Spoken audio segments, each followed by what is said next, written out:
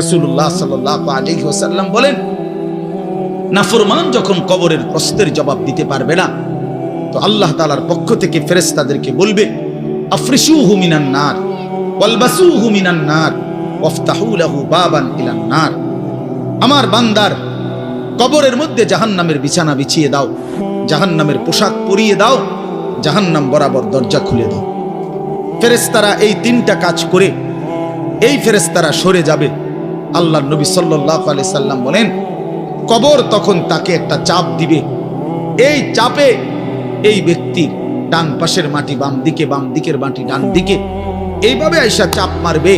আল্লাহ রাসূল বলে, ডান পাশের হাড্ডি পাঁজরের এই সাটনার হাড্ডি ভাঙ্গা বাম দিকে ঢুকে যাবে, বাম দিকের গুলো ডান দিকে।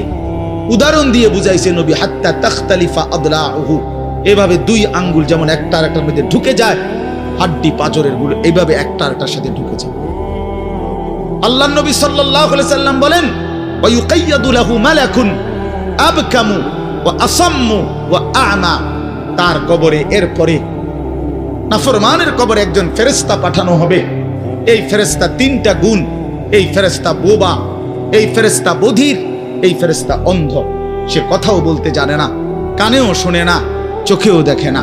আল্লাহ রাসূল বলেন, ফায়ুদরাবু লাহু বিমিতরাকাতিম মিন হাদিদ।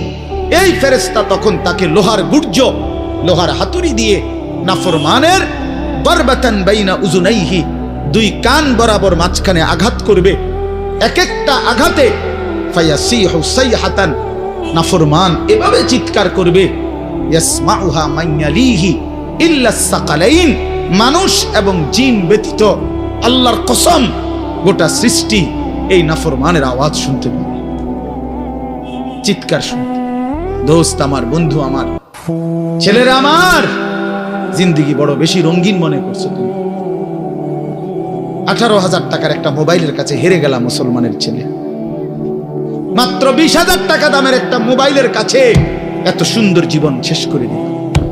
ভুল করে না, অল্প টাকায় বেচা গেল, অল্প কয়টা টাকায় হারিয়ে গেল।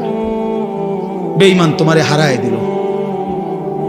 ইহুদি, খ্রিস্টান, নাস্তিক, মুরতাদ একটা নারীর উলঙ্গ ছবি অথবা অর্ধ উলঙ্গ ছবি দিয়া, যারে তুমি ধরতেও পারো না, ছুঁইতেও পারো না, শুধু ছবি দেখাইয়া তোমারে শেষ করে দিল। তোমার দুনিয়াও নষ্ট করে দিল, আখিরাতও নষ্ট করে দিল। হায় হায়, এর চাইতে বড় ব্যর্থতা আর কিছু হতে পারে। আমার কথা মনে রাখো বাপ আমার।